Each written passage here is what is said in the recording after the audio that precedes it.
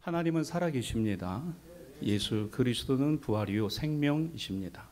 성령은 오늘 우리에게 이것을 알게 하시고 깨닫게 하십니다.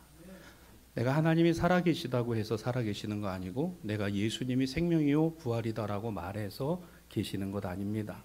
성령이 오늘 내가 말한다고 움직이시는 게 아니에요. 여러분, 여기에 믿음이 있습니다. 믿음은 가까이 있든 멀리 있든 믿음은 믿음입니다. 오늘 그 믿음은 하나님께서 우리를 보고 계시는 믿음이고 우리가 그 하나님을 보게 되는 믿음인 것이죠. 오늘 여러분과 함께 나눌 말씀이 믿음에 관한 것입니다. 어떤 믿음인가? 하나님이 하십니다. 하나님이 하십니다. 본문 38절 복음서의 이 말씀의 40절까지 등장하는 서기관직을 가진 이들은 예수님의 사역 속에 자주 등장합니다. 이들은 예루살렘 성전에서 율법과 관련한 전문적인 연구를 하는 사람으로 하는 일만큼이나 당시 사회적 지위 또한 꽤나 높아 일반적으로는 사람들에게 존경받는 대상이었습니다. 본문 39절로 40절에 회당의 높은 자리와 잔치의 윗자리를 원하는 서기관들이라고 말씀이 되어 있고, 그 앞에 38절은 이와 관한 몇 가지 내용들을 서기관에 관한 내용으로 우리에게 전달합니다. 회당에서는 당연히 높은 자리에 앉을 수 있었습니다. 잔치 자리에 가면 늘 상석을 권유받는 이들이기도 했습니다. 그들은 공직자들이기도 했어요. 단순히 하나님의 말씀인 율법을 필사하는 일만이 아니라 하나님 말씀을 다루기 때문에 존경과 존중을 받았습니다. 그들이 귀중히 여김을 받은 것은 그들이 귀중하기 이전에 그들이 하는 일이 매우 중요하고 또한 소중한 것이었기 때문에 존경을 받고 존중을 받은 것입니다. 그러다 보니 실제 유대인의 생활에 미치는 영향이 결코 작지 않았어요. 종교적인 신앙적인 문제뿐만 아니라 경제적인 문제, 정치적인 사안에 있어서도 모든 유대의 공식적인 문서를 정리하는 법적인 업무를 이 서기관들이 맡았는데, 산헤드린 공회, 이 71명으로 구성된 이 의회의 일도 그들이 맡았으니 그들의 서기관의 업무, 임무이기도 했습니다. 신앙과 생활에 가장 중요한, 이 유대인들의 신앙과 생활에 가장 중요한 핵심이 뭐예요? 토라입니다. 율법이에요. 이 율법을 필사한다라는 것은 대단히 중요하고 대단히 소중한 일이에요. 여러분, 이 서기관들이요, 하나님의 말씀을 필사할 때는 한 번도 사용하지 않는 붓을 들어서 그 붓에 잉크를 묻히고요, 그것을 염료를 묻힌 것으로 양피지에다가, 가장 깨끗한 양피지에다가 그 말씀을 오른쪽에서부터 왼쪽으로 기록을 했습니다. 기록을 하다가 오늘 그 기록에 야훼, 여호와, 주님이라는 단어가 나오면 그 붓을 내려놓고 다시 목욕을 하고 옷을 갈아입고 다시 새 펜을 들어서 야훼, 아도나이, 주님이라는 단어를 쓸 정도로 엄격한 규율과 율례로 하나님 말씀을 필사하는 것이 서기관들의 본연의 일이었어요. 여러분, 말이 그렇죠. 우리가 성경 필사해 봅니다만은 처음에는 의욕을 갖고 시작을 하다가 점점 가다 보면은 의욕이 자동으로 그냥 꺾여요. 손도 아프고 손목 관절도 아프고, 그래서 쉽지 않아요.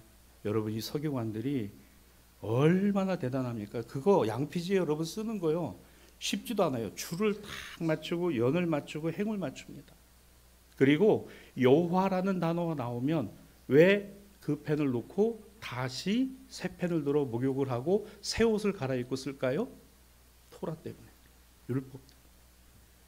여호와의 이름을 망령되이 일컫지 말. 이 하나님의 이름은 거룩하신 이름입니다.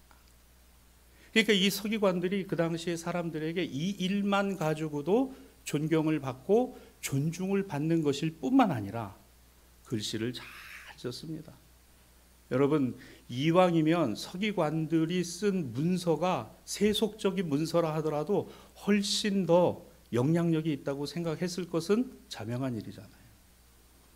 그래서 그들은 율법의 기록자일 뿐만 아니라 더 나아가 해석자적인 위치와 교사로서도 인정을 받았습니다. 이렇게 되니까 유대인들의 생활 전반을 가르치는 지도적 위치에 서기관들이 올라가 있었던 거예요. 그래서 당시의 서기관들은 뭐가 중요했느냐? 사람들 사이의 평판이 중요했어요. 명성을 얻는 것이 중요했습니다. 많은 서기관들 중에 아무개 서기관, 어떤 서기관, 야, 참 그 서기관은 진짜 글씨 정말 여러 서기관 중에 대단해. 그리고 그가 쓰는 문서도 정말 분명하고 정확해. 서기관들은 이런 소리 듣는 것을 좋아했고 여러 서기관들 중에 뛰어난 서기관이 되기를 원했고 그런 평판과 명성을 얻는 것을 중요하게 여겼습니다. 종교와 권력의 중심부에 항상 있기를 원했고 그것이 어느 틈엔가 그들의 바램을 넘어 욕심이 되고 욕망이 되어가고 있었으니 급기야 어느 정도까지 그들이 올라가 있기를 원했느냐? 모세의 자리에 있기를 원했습니다. 마태복음 23장 2절에 예수님께서 이것을 정확하게 바리새인과 서기관들이 모세의 자리에 앉았다. 참 여러분 이게요. 모세가 누굽니까? 오늘 예수님 당시에도 그들의 선조들에게 있어서 가장 중요한 여호와 신앙, 야훼 신앙을 알게 하고 오늘의 예루살렘 성전이 있게 한 가장 근본적 출발이 모세였어요.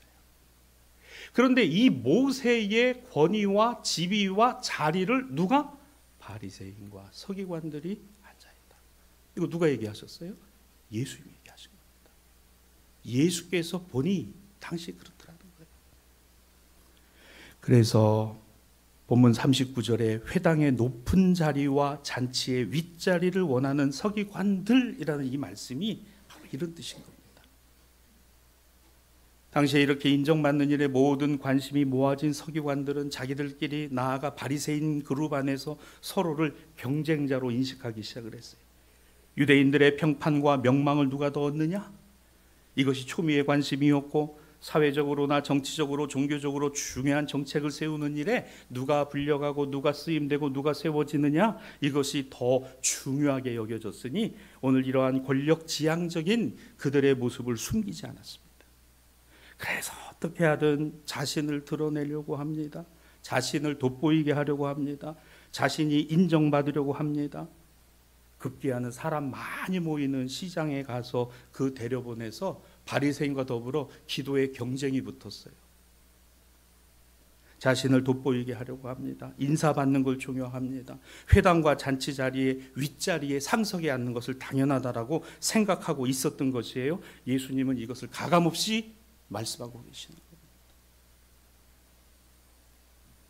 여러분 사실 그 자리에 누가 앉으셔야 돼요? 예수님 앉으셔야 되잖아요. 하나님의 아들이 앉으셔도 되잖아요. 하나님의 아들이 앉아 계시면 아무도 뭐라고 그럴 사람 없잖아요.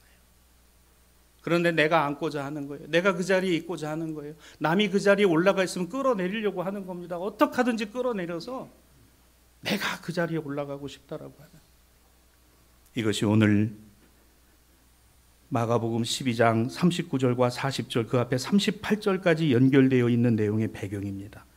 여러분 이렇게 이 말씀이 그저 단순하게 한 줄로만 기록된 게 아니라 이런 내용을 갖고 있다는 거예요. 이런 내용이 우리의 신앙과 믿음의 교훈을 더 풍성하게 합니다. 아, 그런 거였구나. 바리새인들이 그런 생각을 하고 있었구나. 서기관들이 그런 모습이었구나. 그래서 예수께서 이런 말씀을 하신 것이었구나. 그런데 이게 지금 예루살렘 성전 안에서 일어나는 일이에요. 지나가는 서기관들, 바리새인들, 사두개인들, 제사장들, 그 다음에 허드렛 일을 하는 레위인들, 많은 사람들이 예루살렘 성전 안에서 일하고 예수님이 거기서 제자들에게 이 같은 말씀을 하시는 장면을 여러분 머릿속에 그려보세요. 그리고 예수님의 발걸음이 어디로 옮겨집니까? 그 성전 안에서 헌금함 맞은편에 앉아서 사람들이 헌금하는 것을 보세요. 41절입니다. 예수께서 헌금함을 대하여 앉으사 무리가 어떻게 헌금함에 돈 넣는가를 보시니 여러 부자는 많이 넣는데 한 가난한 과부는 와서 2렙돈 한 고도란트를 넣는지라. 아니 예수님이 갑자기 왜 그 성전 안에 들어오는 입구에 그 헌금함에 딱 앉으셔서, 여러분 여기에 앉다라는 헬라어 단어는 자리를 차지하고 깔고 앉아 있다라는 뜻이에요. 그냥 단순히 이렇게 앉아서 보시는 게 아니라 아예 자리를 깔아 놓으시고 딱하니 앉아서 들어오는 사람들이 헌금하는 것을 보고 계시는 거예요. 그 봄이 오해요. 보실세, 어떻게 헌금함에 돈 넣는가를 보실세. 이 보다라는 단어, 이 데오레오라는 단어는 구별하다, 식별하다, 관찰하다, 그리고 생각하시다라는 단어입니다. 여러분 우리가 잘 하다가도 누군가 나를 보고 있다라고 하면은 긴장을 하죠. 근데 여러분 참 이 모습이 굉장히 민망해요. 예루살렘 성전 안에 하나님 앞에 나오는 많은 무리들이 연보함에다 헌금을 놓고 들어가는데 거기에 자리를 떡하니 까시고 예수님이 앉아서 주변에는 제자들이 서 있고 헌금하는 모습을 가만히 보시는, 아래 위로 훑어서 보고 계세요. 여러분 이거 얼마나 민망합니까? 이 민망함이 지금 여기에 그대로 기록이 되어 있어요. 참 이거 보통 민망한 일이 아니잖아요. 여러분 왜 예수님이 이렇게까지 하십니까? 좀 이상하지 않아요 여러분? 많은 사람들이 연보함에 헌금함에 돈을 넣었습니다. 그 중에는 누구나 다 아는 당시의 부자들도 있었고, 그러나 얼마쯤 지났을까 가난한 과부 여인 한 사람이 와서 2렙돈을 그 헌금함에 넣는 거예요. 그런데 예수님의 시선이 그 여인만을 보고 계신 게 아니라 그 헌금 앞으로 나오는 모든 사람을 보고 계셨다는 사실이에요. 그렇죠. 다 보고 계셨어요. 예수님은 그곳에 자리를 잡고 앉으사 부자가 됐던 가난한 사람이 됐던 어떤 사람이 됐든지 그 안에 헌금하고 있는 것을 세밀하게 자세하게 식별하고 관찰하며 보고 계셨다라는 거예요. 도대체 왜? 그런데 그것에 대해서 가타부타 이야기를 안 하세요. 그건 그거대로. 그런데 하나의 해석을 오늘 여기에 내어놓고 계십니다. 이 가난한 과부에 관한 것이에요. 그녀의 헌금의 돈의 가치는 한 끼 식사를 할 수 있을까 정도에 불과합니다마는 이 헌금함에 돈 넣는 사람 가운데 이 가난한 과부가 어느 누구보다도 더 많이 넣었다라는 전혀 다른 평가를 하시고 있다는 거예요. 여러분 그러면 왜 예수님께서 이렇게 말씀하셨을까? 왜 이런 말씀을 하신 것일까를 생각해 봐야 되죠. 예수님은 하나님께 드리는 오늘 이 드림에 있어 부자들이 풍족한 중에 드린 것 그거 잘못이다라고 안 하십니다. 동시에 이 가난한 과부의 적은 연보가 보잘것없다든지 하찮은 것이라든지 그런 말 하지 않으시는 거예요. 중요한 게 뭘까? 내게 있는 것으로 하나님께 영광으로 올려드린다는 거예요. 여러분 잘 기억하세요? 내게 있는 것으로 하나님의 영광으로 올려드린다는 거예요. 이것이 하나님의 뭐다? 영광입니다. 하나님의 영광을 내가 누리고 살아가는 재화와 재물과 물질과 시간과 달란트, 이건 다 내 것이 아니고 하나님의 것으로. 여러분 이게 예수님께서 정말 가르쳐 주시고자 하는 내용이었던 거예요. 여러분 부유하면 부유한 대로, 그렇지 못하면 그렇지 못한 것으로. 한국교회가 갖고 있는 아름다운 전통 중에 이런 부분이 있어요. 여러분 한국교회의 부흥의 그 원동력 속에는 물질이 부흥을 견인하지 않았습니다. 가난이 그곳에서 하나님이 하실 일을 바라보는 믿음이 한국교회를 견인해 왔어요. 이거 여러분 우리가 증인입니다. 제가 늘 그걸 느껴요. 제가 그 마지막 세대예요. 60년대 말 70년대 초반생 베이비붐 세대 이후로 태어난 저희 세대들은 그 가난의 가장 끝자락, 그래서 경제 부흥의 시기를 국민학교 시절부터 자라왔습니다. 한국 정치사의 굴곡을 다 지켜봤어요. 그리고 한국 교회 부흥의 그 단계마다 저희는 주일학교를 거쳐왔습니다. 무엇이 이것을 견인해 왔을까? 물질, 돈, 재화, 재물? 아니에요. 오늘 한국교회가 갖고 있는 이 순수 복음 예수 그리스도의 가르침, 너희에게 있는 것으로 그 하나님의 영광을 위하여 쓰라, 하나님의 영광을 위하여 사용하라, 이 가르침이 한국교회에 있었고 그 가르침에 성도들이 순종해 왔던 겁니다. 저는 지금도 잊을 수 없는 것이 그래요. 제가 존경하던 목사님, 그 목사님이 신학생 시절에 그 시골의 교회 부흥회를 목사님이 오셨는데, 그 목사님을 그 섬기시기 위해서 그 집에 그 장작과 그때는 옛날에 시골에서 여러분 장작 떼고 그러잖아요. 그 나무를 말입니다. 가장 좋은 나무를 가져다가 그거를 전부 준비해서 아궁이에 그 불을 뜨겁지도 않고, 여러분 이거 아궁이가 무서운 게 이거 잘못되면 타 죽습니다. 잘못하면 막 지글지글 끓어가지고요. 정말 거기서 나온 게 뭐예요? 찜질방이에요. 세계적으로 찜질.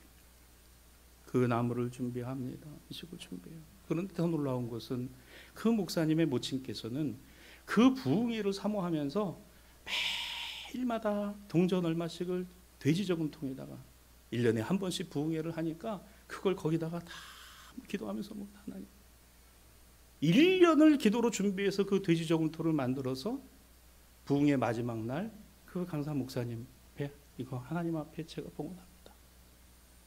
제가 돼지는 잡지는 못하지만 하나님 제가, 여러분 이게요 금액의 문제가 아니고 그 신앙과 믿음의 중심이 하나님 앞에 있다는 것을 보여주고 있다는 겁니다. 자, 이러면 이제 오늘 본문이 좀 이해가 되시죠? 부자도 하나님 앞에서 자신의 신앙과 믿음이 보여지고 있고, 이 가난한 과부도 그 신앙과 믿음이 보여지고 있고, 그것을 예수께서 그 헌금함 앞에 딱 앉아서 자리를 잡아 세밀하게 관찰하고 계심이라고 오늘 표현되어 있다는 거예요. 여러분, 이 의미는 바로 예수님 당신 자신을 말씀하고 계심이라고 우리는 깨닫게 되는 것입니다. 이게 무슨 말입니까? 다른 어떤 무엇보다도 내가 하나님을 의지해야 한다는 사실을 가르쳐 주신 예수님은 당신 자신이 십자가의 길을 걸어가고 죽기까지 순종하시기 위하여 누구를? 하나님 아버지를 의지할 수밖에 없다는 사실을 결국 제자들에게 가르쳐 주신 거예요. 사랑하는 여러분, 해보세요. 하십시오. 그러나 하나님을 의지하는 것이 정답입니다. 내가 해보고 또 해보고 또 해보는 것이 다가 아니라 그것이 하나님을 의지하는 가운데 함이 되고, 하나님을 의지하며 하는 것이 되고, 하나님을 의지하는 것으로 할 때에 비로소 우리는 아쉬움이 없어요. 오늘 이 말씀의 교훈은 이것입니다. 오늘 지금 나에게 오직 하나님만 의지할 수밖에 없습니다. 누가? 이 가난한 과부. 이게 중요한 거예요.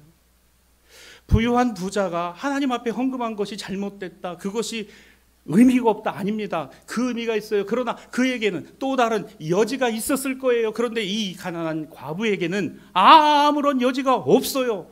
하루하루의 여지도 없어요.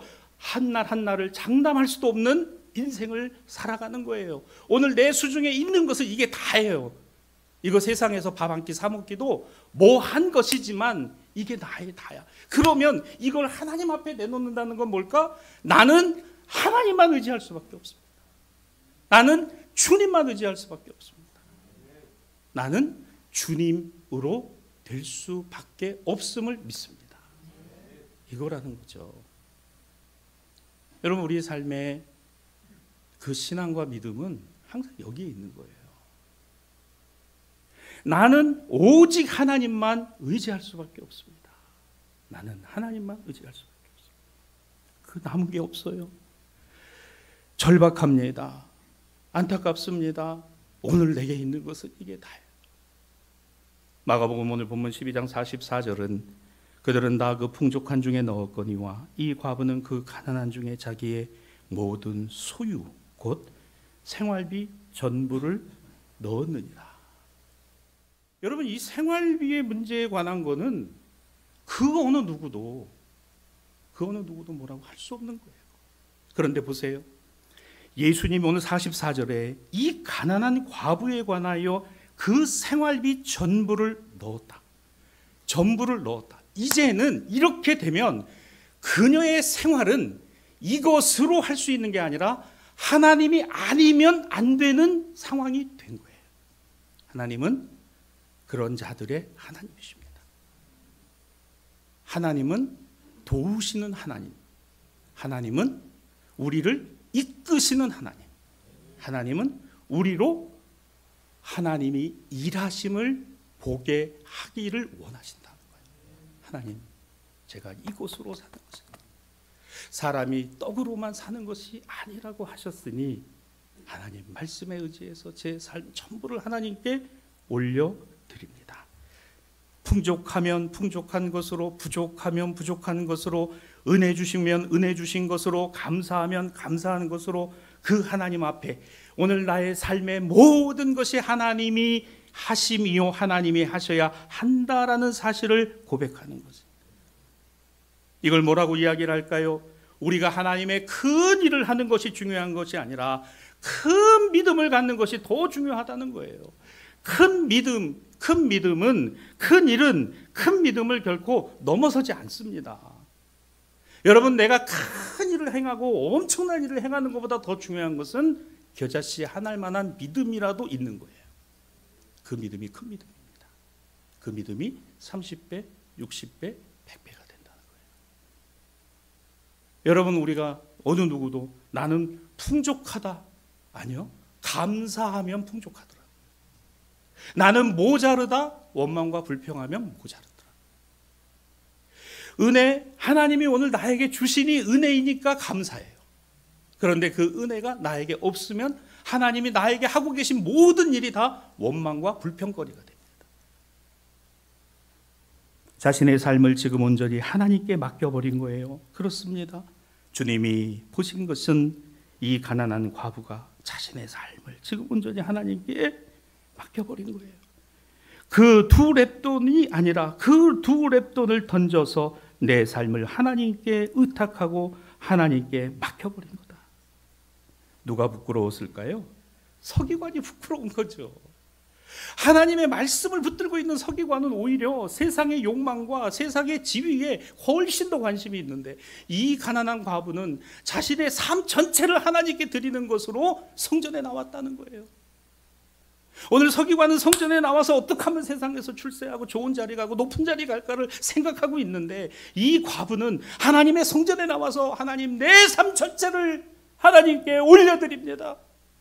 오늘 나에 있는 이 모든 것이 하나님의 것입니다. 여러분, 주님이 이걸 보고 계셨다는 거예요. 여러분, 하나님을 향한 전적 신뢰, 믿음으로 오늘을 살아가고자 하는 것이 큰 믿음이고, 그리고 이것으로 살아내는 게 큰일이에요. 뭐가 큰일입니까? 여러분, 믿음으로 사는 게 큰일이에요. 그럼 믿음으로 살기 위해서는 어떻게 해야 돼요? 겨자씨 한 알만한 믿음이라도 그래요. 주님, 내 생명이 주께 있습니다. 내 건강이 주께 있습니다. 내 생업이 주님께 있습니다. 나의 사역이 주님께 있습니다. 나의 가정이 주님께 있습니다. 내 자녀가 주님께 있습니다.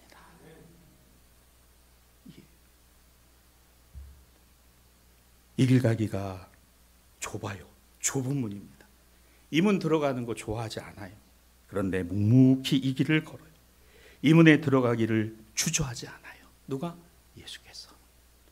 예수님이 그 좁은 길로, 그 십자가 길로, 그 고난의 길로, 그 구원의 길로. 여러분, 구원은 넓은 문이 아니에요. 좁은 문입니다. 얼마나 좁으냐 하면 세상 가운데서 하나를 선택하라면 오직 한 가지 길, 진리, 생명이신 예수를 그리스도로 나는 믿습니다. 그 외에는 다른 길이 없습니다가 좁은 길이에요. 뭐 이것도 있고 저것도 있고 이 방법도 있고 저 방법도 있고 여러분 다 해봐도 오직 길과 진리와 생명은 예수뿐입니다. 그래서 좁아요. 근데 그 길에 들어서면 넓어요. 왜? 다른 길은 눈에 보이지 않으니까. 다른 길이 보이지 않기 때문에. 가난한 과부의 보잘것없는 두랬던 세상의 가치관에 반하는 조소와 멸시, 그리고 낮고 천한 십자가를 묵묵히 그 길 하나를 올라가신 예수 그리스도 자신의 모든 것을 하나님께 드려 제국 로마의 권력과 모세의 자리를 탐하는 예루살렘 성전의 권세와 그리고 당신의 나라가 이 땅에 이루어지기를 소원하며 가진 모든 것을 하나님 앞에 내어놓고 하나님께 의탁했던 오늘 이 가난한 과부에게서 예수님은 당신 자신을 그 안에 투영하고 계셨다는 거예요.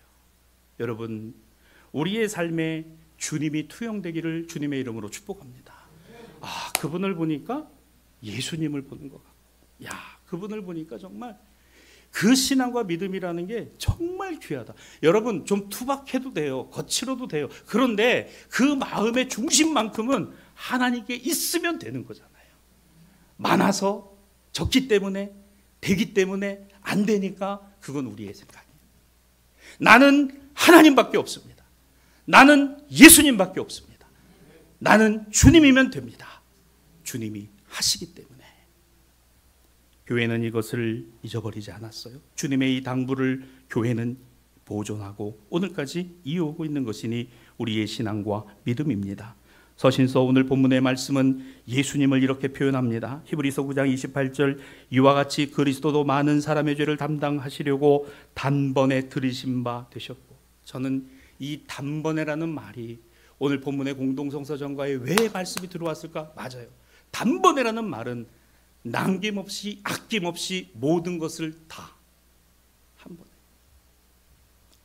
누가? 예수께서. 어디에서요? 십자가 제단에서 당신의 물과 피를 다 쏟아 내어 주심으로. 누구에게? 하나님 앞에서 우리에게 내어 주심으로.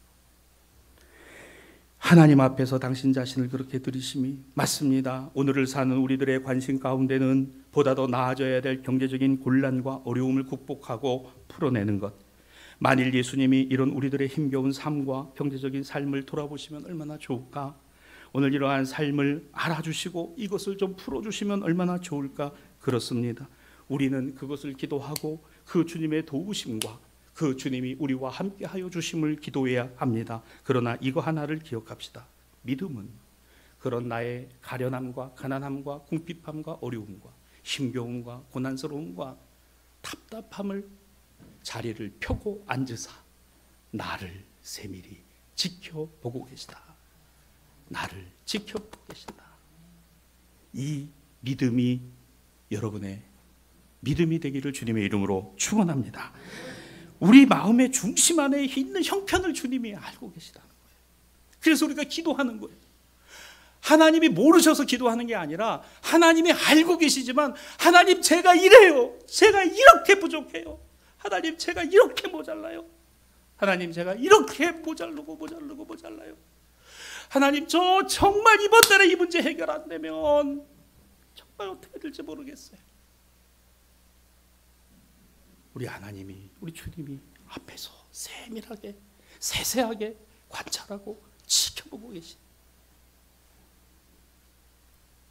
오늘을 살아가는 우리의 삶과 신앙과 믿음은 재화의 가치를 따라 살아가는 것이 경제 원리라면 재화를 소유하고 사용하는 것의 중심이 곧 하나님께 있고 하나님의 은혜로 되는 것임을 고백하는 것이 기독교적 신앙 원리입니다.